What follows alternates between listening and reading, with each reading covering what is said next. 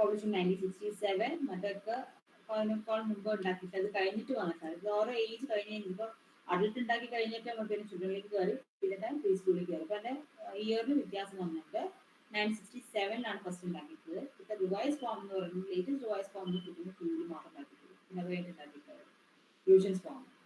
അപ്പോൾ third revise ചെയ്യും 2 മറ്റേ പോലെ തന്നെ വെച്ച് തേർഡിന് 2002 റിവൈസ് ചെയ്തിട്ടുള്ളത്. അപ്പോൾ യൂസ് ചെയ്യുന്നത് ഏജ് റേഞ്ച് 2 to 7 ഉണ്ട്. റിവൈസ് ഫോമിന് ഏജ് റേഞ്ച് ചെറിയൊരു മാറ്റം വന്നിട്ട് ഫസ്റ്റ് ഏജ് റേഞ്ച് 4 to 6 ആയിരുന്നു.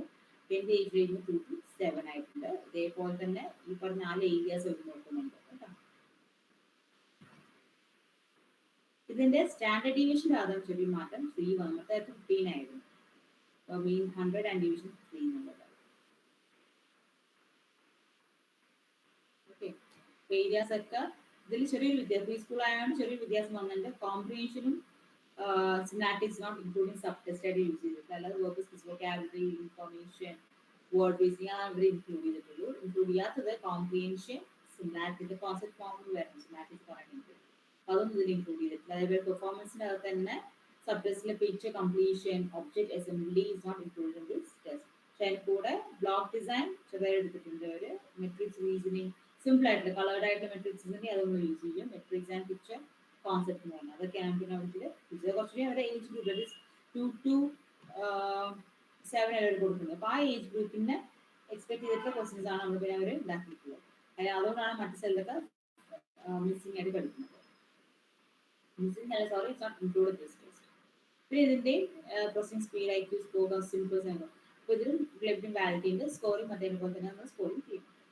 അപ്പോൾ ഇപ്പോൾ നമ്മൾ വെസ്റ്റേൺ സ്കെയിൽസിൻ്റെ അഡൽട്ട്, ചിൽഡ്രൻ ആൻഡ് പ്രീ സ്കൂളിനെ കുറിച്ച് പറഞ്ഞു. അതിന് മൊത്തത്തിൽ അതിൻ്റെ വെസ്റ്റേഴ്സ് എങ്ങനെ വന്നത്, വെസ്റ്റേൺ സ്കെയിൽസ് എങ്ങനെ ഫോം ചെയ്യുന്നതൊക്കെ പറഞ്ഞു. ഇനി ഞാൻ പറയാൻ പോകുന്നത് Stanford Binet scale. Mostly important അല്ലെങ്കിൽ കൂടുതലും ഉപയോഗിക്കുന്ന സ്കെയിൽ വെസ്റ്റേൺ സ്കെയിൽസ് ആണ്.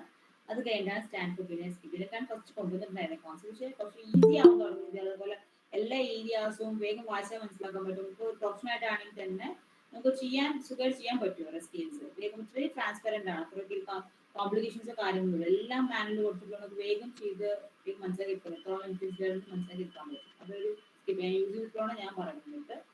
പിന്നത്തെ സ്കെയിലാണ് സ്റ്റാൻഫോർഡ് ബിനെറ്റ് സ്കെയിൽ എന്ന് പറയുന്നത്. ബിനെറ്റിന്റെ കോൺസെപ്റ്റ് തന്നെ ഉണ്ടാക്കിയിട്ട് മെയിൻലി ഫോർ സർട്ടിഫൈങ് അല്ലെങ്കിൽ finding out how much retard is there in the child. അതാണ് മെയിൻലി ബിനെറ്റ് സ്കെയിൽ യൂസ് ചെയ്യുന്നത്. ആൻഡ് ബിനെറ്റ് ആൻഡ് സൈമൺ ആണ് അവർ രണ്ടും കൂടി ഉണ്ടാക്കിയിട്ടുള്ള സ്കെയിലാണിത്. ആൻഡ് ഇത് 30 പ്രോബ്ലംസ് ഉണ്ട്. എക്സ്ട്രീംലി ഇപ്പോൾ ഒരു motor scales to reasoning scale attachment period വെച്ചിട്ടാണ് അവർ സ്കെയിൽസ് ഉണ്ടാക്കിയിട്ടുള്ളത്. ആദ്യത്തെ ദിവസത്തെ കുറച്ചുകൂടി ഈസി, ആദ്യത്തെ ഐറ്റംസ് കുറച്ച് ഈസി ആയിരിക്കും. പിന്നെ കുറച്ചുകൂടി കയറുമ്പോഴേക്ക് അത് ഡിഫിക്കൽട്ട് ആയിട്ട് മാറിയിരിക്കും. അത് എല്ലാ സ്കെയിൽസും അങ്ങനെ തന്നെയായിരിക്കും. ഏത് ഇൻഡിവിജ്വൽസും എടുത്താലും ആദ്യമൊക്കെ എല്ലാം ഭയങ്കര എളുപ്പമായിരിക്കും. പിന്നെ കുറച്ചും കഴിയുമ്പോഴേക്കും അത് കുറച്ചുകൂടി ബുദ്ധിമുട്ട് കയറി വരിക ചെയ്യും. പിന്നെ അതിന്റെ ക്യാരക്ടേഴ്സ് ആണ് സ്റ്റാൻഫോർഡ് ബിനെറ്റ് സ്കെയിലിന്റെ ക്യാരക്ടേഴ്സ് എന്ന് പറയുന്നത്. ഇതിന്റെ മെയിൻ കോൺസെപ്റ്റ്സ് ഒക്കെ അവർ എടുത്തിട്ടുള്ളത് വെർണൻ എന്ന് പറഞ്ഞ ആളുടെ ഏനും കേറ്റിന്റെ ഏനും സ്റ്റേൺബർഗിന്റെ ഏനൊക്കെയാണ് ഇവർ തിയറിറ്റിക്കൽ ബാക്ക്ഗ്രൗണ്ട് എടുത്തിട്ടാണ് ഈ പറഞ്ഞ അതൊക്കെ ഫോം ചെയ്തിട്ടുള്ളത്. വെർണന് മുന്നേ ഉള്ള ആൾക്കാരാണ്. അതെന്നാണ് ആള് ഇത് സ്റ്റാൻഫോർഡ് ബിനെറ്റ് പുതിയ version modified Stanford Binet സ്കെയിലൊക്കെ form ചെയ്തിട്ട് ഇവർ തിയറി ബേസിലാണ് ഉണ്ടാക്കിയിട്ടുള്ളത്. അതിൽ 5 ഫാക്ടേഴ്സ് ആണ് മെഷർ ചെയ്യുന്നത്. ഫ്ലൂയിഡ് റീസണിങ് എന്ന് പറഞ്ഞാൽ പ്രോബ്ലം സോൾവിങ് സ്കിൽസ് ആണ്. നമ്മുടെ കയ്യിൽ എക്സ്പീരിയൻസ് ഉണ്ടാവും, എക്സ്പീരിയൻസ് വെച്ചിട്ട് കാര്യം ചെയ്ത് പിടിപ്പിക്കുക എന്നുള്ളതാണ്. നോളജ് എത്ര വിവരമുണ്ട് എന്നുള്ളത്. Quantity reasoning numbers scale. Visual spatial processing എന്ന് പറയുന്നത് വിഷ്വലി ആൻഡ് സ്പേഷ്യൽ സ്പേസ് എടുത്തിട്ട് വിഷ്വൽ ഫോം ആക്കി എടുക്കുന്നു എന്നൊക്കെയാണ് വിഷ്വൽ സ്പേഷ്യൽ പ്രോസസ്സിംഗ്. ഇപ്പോൾ പസിൽസ് ഒക്കെ ആണെങ്കിൽ ഇതിലേക്ക് വിഷ്വൽ സ്പേഷ്യൽ പ്രോസസ്സിംഗ് ആണ്. വിഷ്വൽ വെച്ചിട്ട് നമുക്ക് ആ പസിൽ സോൾവ് ചെയ്യാൻ പറ്റും. And within the space itself, അതാണ് വിഷ്വൽ സ്പേസ് എന്ന് പറയുന്നത്. വർക്കിംഗ് മെമ്മറി എന്ന് പറയുന്നത് നമ്മുടെ മെമ്മറി മെയിൻ നമ്മുടെ മെമ്മറി മെമ്മറി സെൻസറി മെമ്മറി അത് ബിലോങ് ടു മെമ്മറി. ആ മെമ്മറി ഉപയോഗിച്ചിട്ട് what all memories you have, different types of memories we have, with that memory we are actually processing out and solving the problem. Okay, why അതുകൊണ്ട് ഇത് both verbal and non-verbal. അപ്പോൾ അതൊക്കെ ആ areas ആണ്. ഇപ്പോൾ main concepts ആണ് ഇതിന്റെ പറയുമ്പോൾ Stanford Binet scales main concepts cover ചെയ്യുന്നതാണ് ഇതിൽ. ഓക്കെ, അപ്പോൾ ഫ്ലൂയിഡ് റീസണിങ് വെച്ചിട്ടാണ് ക്രിസ്റ്റലൈസ്ഡ് റീസണിങ്ങിന്റെ ഫ്ലൂയിഡ് റീസണിങ്ങിന്റെ ഫ്ലൂയിഡ് ആണ് mainly. It is a fluid form ആണ്. നമുക്ക് ഒരു പ്രോബ്ലം വന്നാൽ സോൾവ് നമുക്ക് വേഗം പറ്റും. ക്രിസ്റ്റലൈസ് പറഞ്ഞത് നമുക്ക് നോളജ് ഓൾറെഡി പ്രിസർവ് ചെയ്ത് അല്ലെങ്കിൽ സ്റ്റോറിൽ വെച്ച് നോളജിന്റെ അകത്ത് നിന്ന് എടുത്തിട്ടായിരിക്കാം നമ്മൾ ഒരു സംഗതി സോൾവ് ചെയ്യുന്നത്. ഇത് പെട്ടെന്ന് തന്നെ വേഗം സോൾവ് ചെയ്ത് പോകുന്നത്. ഇതിപ്പോ നമ്മളിപ്പോ നമ്പർ സോൾവിംഗ് ഒക്കെ ആണെങ്കിൽ അല്ലെങ്കിൽ സൂപ്പർ സോൾവ് ചെയ്യുന്നതൊക്കെ നമ്മൾ ഫ്ലൂയിഡ് റീസണിംഗ് വെച്ചിട്ടാണ് സോൾവ് ചെയ്യുന്നത്. വേഗം നമ്മൾ ചെയ്തു നമുക്ക് അറിയില്ല നമ്മൾ ചെയ്ത് പോകാൻ സംഭവമാണ്. നോളജ് ഒക്കെ മനസ്സിലായി ക്വാണ്ടിറ്റേറ്റീവ് റീസണിങ് അതേപോലെ തന്നെ നമുക്ക് ഒരു കാൽക്കുലേഷൻസോ കാര്യങ്ങൾ തന്നിട്ട് നമുക്ക് റീസണിങ് നമ്മുടെ റീസണിങ് കണ്ടുപിടിക്കാൻ നമുക്ക് വിഷ്വൽ സ്പേഷ്യൽ അതിനകത്ത് പറഞ്ഞ visual something you be given and with spatial area we have to solve the problem. ഇതെല്ലാം ഓരോ ടാസ്ക് ബേസ് ചെയ്തിട്ടാണ് നമുക്ക് തരുന്നുണ്ട് അവർ കണ്ടുപിടിക്കാനായിട്ട്. And here also they using both verbal and non-verbal skills.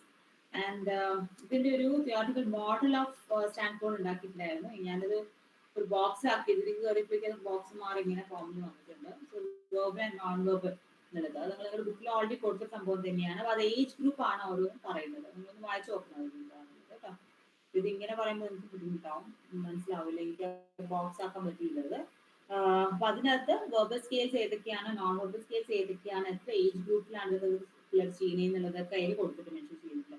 For example verbal fluid reasoning എന്ന് പറയുന്നത് early reasoning എന്ന് പറയുന്നത് 2-3 years ചെയ്യുമ്പോൾ തന്നെ റീസണിംഗ് സ്കിൽസ് ഡെവലപ്പ് ചെയ്ത് വരും. അവർ 4 years ആകുമ്പോഴേക്ക് വെർബൽ എഫ്സിറ്റീസ് എന്ന് പറഞ്ഞാൽ എന്താണ് അത് തെറ്റുള്ളത്, അവർ പറഞ്ഞതിൽ തെറ്റുള്ളത് നമുക്ക് മനസ്സിലാക്കി എടുക്കാൻ പറ്റും. അത് വെർബൽ എൻലോജിങ് എന്ന് പറഞ്ഞാൽ അതേപോലെ ആ പറഞ്ഞ ആള് എങ്ങനെയാണ് പറഞ്ഞത് അതേപോലെ തന്നെ പറഞ്ഞിട്ട് സോൾവ് ചെയ്യാനുള്ള സ്കിൽസ് ഓൾറെഡി ഉണ്ടാവും. ഓക്കെ, അതൊക്കെയാണ് വെർബൽ ഫ്ലൂയിഡ് റീസണിംഗ് എന്ന് പറയുന്നത്. അതേപോലെ നോൺ വെർബൽ റീസണിംഗ് എന്ന് പറയുന്നത് മെട്രിക്സ് നമ്മൾ ഡിസൈൻസ് കൊടുത്തിട്ട് അതിനകത്ത് പറഞ്ഞ പോലെ മിസ്സിംഗ് പാർട്ട് കണ്ടുപിടിച്ച് ചെയ്യാന്നുള്ളത്.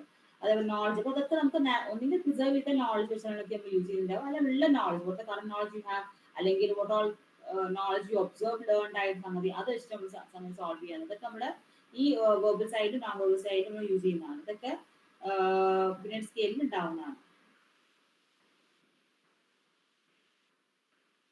ഓക്കെ, അപ്പൊ ഇതാണ് ഇപ്പൊ നമ്മുടെ പറഞ്ഞ ബിനസ് സ്കെയിലിന്റെ എന്തായിരുന്നു model, theoretical model theory base ചെയ്തിട്ട് ഒരു മോഡൽ അയാൾ ഉണ്ടാക്കിയിട്ടുള്ളതാണ്. അത് ഉണ്ടാക്കിയിട്ടാണ് വെർബൽ ഏതായിരുന്നു വെർബൽ ഫ്ലൂയിഡ് റീസണിംഗ് മനസ്സിലാക്കാനായിട്ട്, അതേപോലെ നോളജ് മനസ്സിലാക്കാനായിട്ട് എല്ലാ സബ്ജക്ട്സിലും കൊടുക്കുന്നുണ്ട്.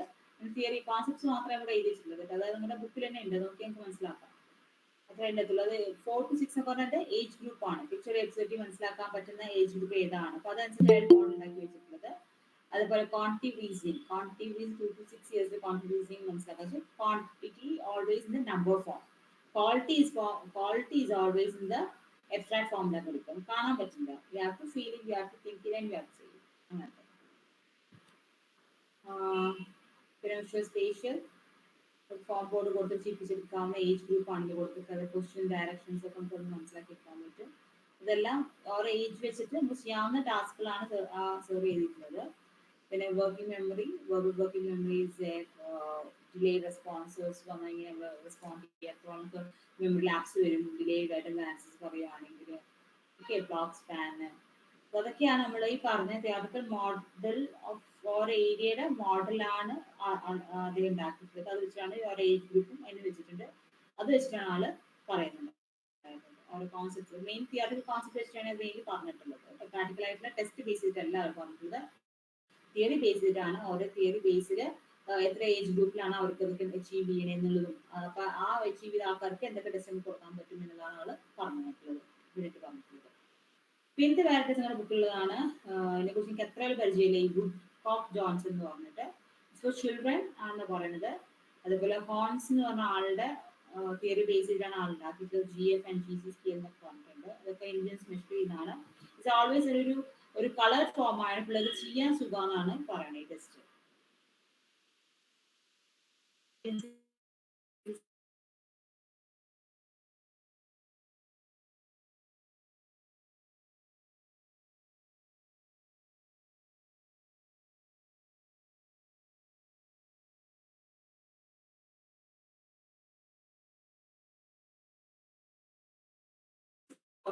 ഇതൊക്കെ സ്റ്റാൻഡർഡൈസ്ഡ് ഇന്ത്യൻ സ്കെയിൽ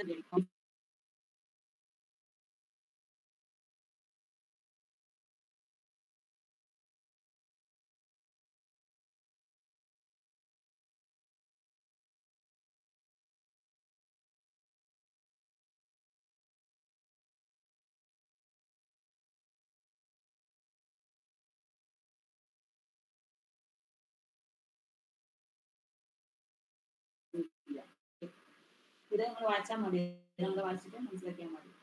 പിന്നെയാണ് ഈ പറഞ്ഞ ഇത് ഞാൻ പറഞ്ഞത് വുഡ്കോക്ക് ഇന്ത്യയാണ്. Woodcock Johnson psycho education battery edition test of cognitive abilities മനസ്സിലാക്കി. കോഗ്നിറ്റീവ് എബിലിറ്റീസ് ആണ് പറഞ്ഞത്. കോഗ്നിറ്റീവ് എബിലിറ്റീസ് മനസ്സിലാക്കാനുള്ളതാണ്. ഓക്കെ.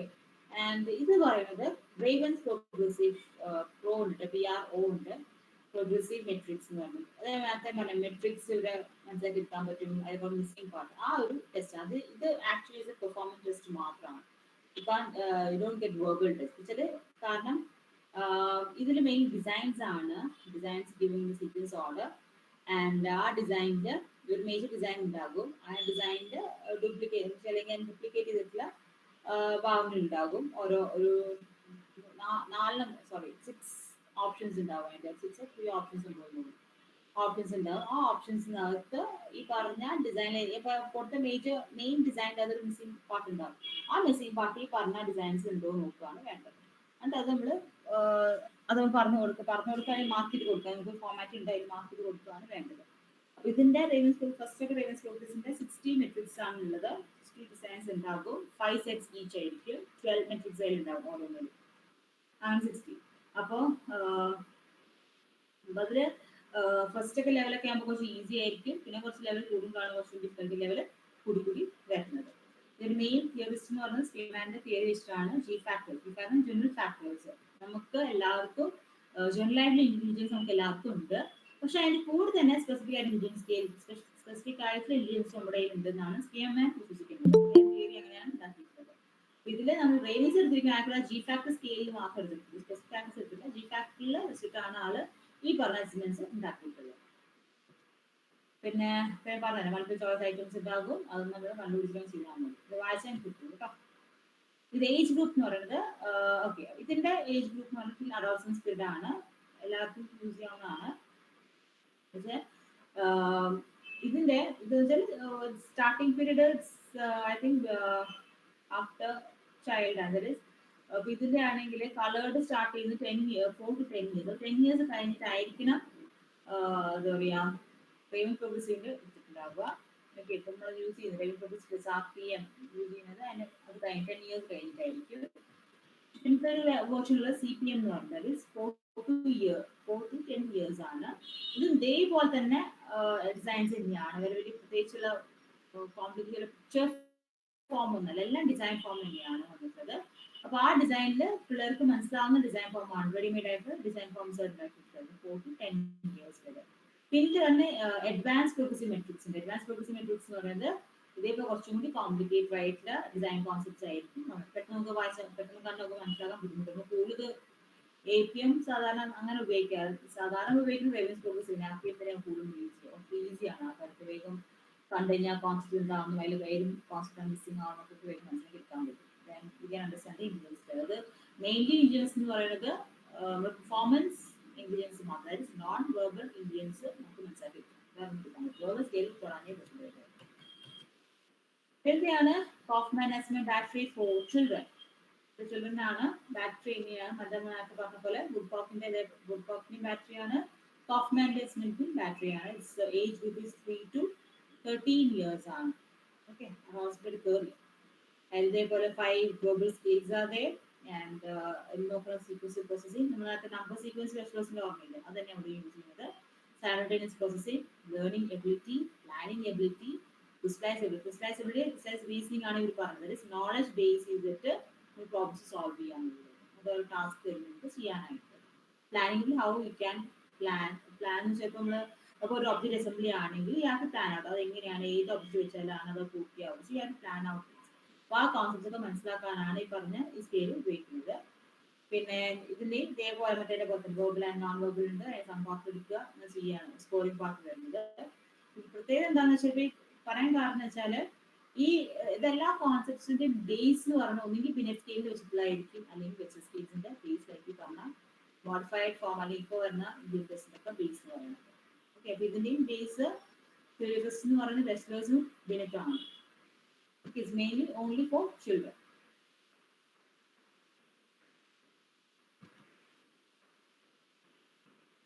Okay. അതൊന്നും അങ്ങനെ വായിച്ചാൽ മീൻ 100 and സാൻഡ്വിച്ചസ് 50 മറ്റേ പോലെ തന്നെ പിന്നെ അതിൽ പ്ലാനിങ് ഉദ്ദേശിക്കുന്നത് എന്താണെന്നുള്ളതാണ് ഒരു പ്ലാനിങ് ഓരോ ഏരിയയും എന്താണ് ഉദ്ദേശിക്കുന്നത് ഡെഫിനിഷൻസ് ആ മാനുവൽ ഉണ്ടാകും. അത് വെച്ചാണ് സി പ്രോസസ്സിംഗ് ഉദ്ദേശിക്കുന്നത് എന്താണ്, ലേണിംഗ് എബിലിറ്റി എന്ന് പറഞ്ഞാൽ എന്താണ്, അതേപോലെ പ്ലാനിംഗ് എന്ന് പറഞ്ഞാൽ എന്താണ്. ഓക്കെ, ഓൺലൈൻ ഹിന്റ് ഇത് തന്നു കഴിഞ്ഞിട്ടുണ്ട്. ഒരു പ്രോബ്ലം തന്നാൽ എങ്ങനെ സോൾവ് ചെയ്യണം, ഒരു പ്രോസസ്സ് തന്നാൽ എങ്ങനെ സോൾവ് ചെയ്യണം, അല്ലെങ്കിൽ മിസ്സിംഗ് പാർട്ട് വന്നത് എങ്ങനെ സോൾവ് ചെയ്യണം, ഇതൊക്കെ നമ്മൾ പ്ലാനിംഗ് എബിലിറ്റി നോക്കണം. അത് പ്രിസൈസബിലിറ്റി എന്ന് പറയുന്നത് നമുക്ക് already we have a knowledge, and with that knowledge using a working memory and we are solving it. Okay, we have a ability, we have a precise memory നമ്മുടെ ഉണ്ട്, അല്ലെങ്കിൽ ബിസിനസ് നോളജ് ഉണ്ട്, അതിൻ്റെ ഒരു സ്റ്റോറി നമ്മുടെ ഉണ്ടാവും. ആ story base ചെയ്ത് working memory is always processing മെമ്മറിയാണ്. എപ്പോഴും ഒരു പ്രോബ്ലം സോൾവിങ് എബിലിറ്റി കൂട്ടുന്നത്, അത് ആലോചിച്ച് പ്രവർത്തിക്കാൻ പറയുന്ന സമയത്ത് അതാണ് വർക്കിംഗ് മെമ്മറിയിൽ ഉണ്ടാകുന്നത്. അപ്പൊ അത് ഈ അത് നമ്മുടെ ഇതിനകത്ത് കൂടുതൽ ക്രിസ്റ്റലൈസ്ഡ് ആണ്, ബ്ലോക്ക് ചെയ്തിട്ടുള്ള ഇപ്പൊ പണ്ടത്തെ എക്സ്പീരിയൻസസ് അതൊക്കെ വെച്ചിട്ട് ഇപ്പോഴത്തെ കാര്യങ്ങൾ സോൾവ് ചെയ്യുന്നുണ്ട്. അതാണ് ക്രിസ്റ്റലൈസബിലിറ്റി എന്ന് പറയുന്നത്. അപ്പൊ ഇതെല്ലാം ഈ പറഞ്ഞ നമ്മുടെ കോഫ്മാൻ ബാറ്ററിയുടെ അകത്ത് ഈ ഏരിയാസ് ഒക്കെ പ്രോസസ്സിങ്ങും സീക്വൻഷ്യലും ലേണിങ്ങും പ്ലാനിങ് ഇതൊക്കെ ഒരു ഏരിയാസ് കവർ ചെയ്യുന്നുണ്ട് കേട്ടോ. മാഡം പിന്നെ ഇടയ്ക്ക് വോയിസ് കട്ടായി പോകുന്നുണ്ട്, റേഞ്ചിന് കുഴപ്പം കൊണ്ടായിരിക്കാം. കുറച്ച് റേഞ്ചുള്ള ഒരു ഭാഗത്തേക്ക് ഒന്ന് ഷിഫ്റ്റ് ചെയ്യാൻ പറ്റുകയാണെങ്കിൽ നന്നായിരുന്നു. പിന്നെ കുറച്ച് ഫ്രണ്ട്സ് പേഴ്സണലായിട്ട് മെസ്സേജ് അയച്ചിട്ടുണ്ടായിരുന്നു, പിന്നെ സൗണ്ട് ക്ലാരിറ്റി പ്രയാസം ഉണ്ടെന്നുള്ളത്. മാഡം ഒന്ന് റേഞ്ച് കൂടുതലുള്ള സ്ഥലത്തേക്ക് ഒന്ന് ഷിഫ്റ്റ് ചെയ്യാൻ പറ്റുമെങ്കിൽ നന്നാവും.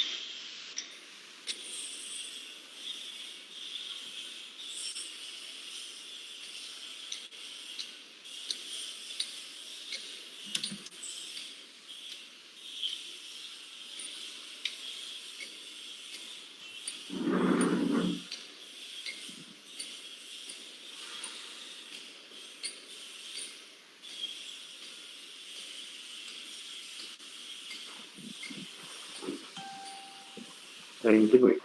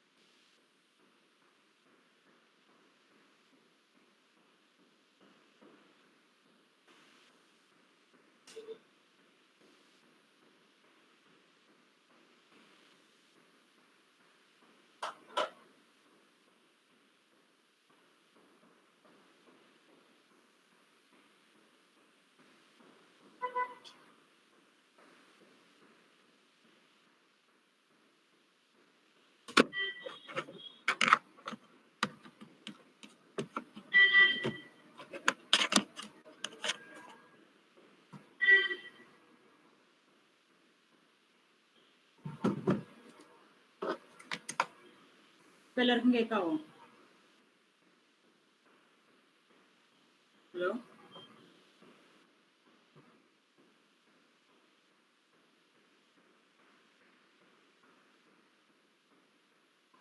ഹലോ ആ ഓക്കെ.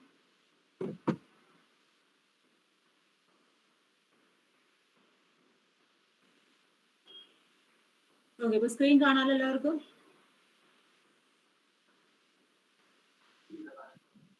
കാണാം. പറഞ്ഞോണ്ട് ഇപ്പൊ സൗണ്ട് ക്ലിയർ ആണ്? കംപ്ലൈന്റ് ഉണ്ടോ? കേൾക്കാനില്ല എന്ന് പറഞ്ഞിട്ട് ഇപ്പൊ കേൾക്കുന്നുണ്ട്. Okay, thank you. ഓക്കെ, പറഞ്ഞോണ്ടിരുന്ന എന്തായിരുന്നു?